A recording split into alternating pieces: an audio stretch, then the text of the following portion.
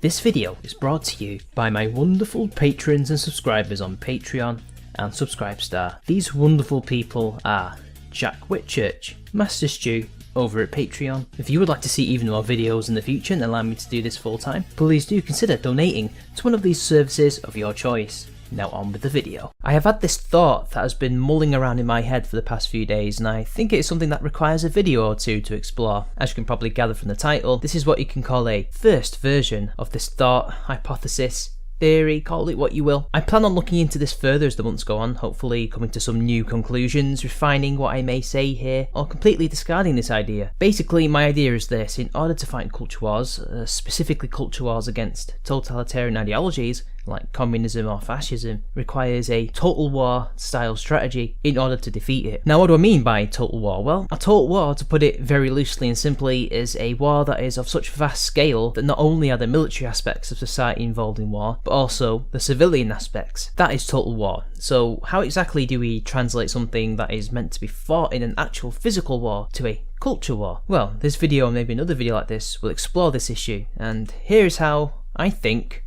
we will do it. So, as culture warriors, as the term seems to be these days, particularly culture warriors who consider themselves to be on the side of liberty and freedom, how do we go about this? As you might have already sussed, total war requires an effort of monumental proportions that can make or break groups. The British, French and German empires were destroyed by two total wars. Meanwhile, the United States and the USSR were moulded by them. How can those of us termed free speech warriors, skeptics, anti-feminists and anti-SJWs even begin to organise in such a collective manner, especially as we span multiple countries, ideologies, even cultures and subcultures? We are so atomised and decentralised, even that organising such a collective manner could be considered impossible. Well, so far, I have not figured out how exactly an atomised group like anti-SJWs can be collectively organised on the level that Marxists organise, so I have nothing on that so far. However, what I mean by total war is not just collective action, but also how we approach the culture war and fight it, how we look at it and can be aware of it. Because now I am seeing a lot of people who are very short-sighted, narrow-minded, and not realising the scope of the war we are in. When we are dealing with a totalitarian ideology, we are dealing with a side that will fight on all fronts, because as you can probably deduce from the word, they want total control, hence totalitarians. We therefore must adopt not their ideology, or even their totalitarian approach to power and control, but more their scope. For you see, if the SJWs have something that is in their favour, it is that their thought leaders are thinking about this culture war in totality, because they must. They are looking at every avenue, every subculture, every institution you can possibly imagine, because to them, if they do not control these things, they have a potential threat that can undermine their hegemony or their revolution. So it's very important for totalitarians to control every aspect of society and every aspect of our lives. They must be total war in their approach, otherwise the places they do not control can create what are essentially leaks and, in their opinion, cause them to lose control. Meanwhile, for more libertarian-minded people, such as I assume the people watching this and myself, we are far too atomised and live and let live most of the time to consider such a tactic, because truth be told, most people in the culture war on our side, quote-unquote, only have skin in the game insofar as they want to kick out SJWs from their respective hobbies or cultures. One can hazard a guess that these people will, upon dealing with the social justice menace, return to their normal habits and routines. The culture war for them is over, though let us be fair, it is not, as they will have won one battle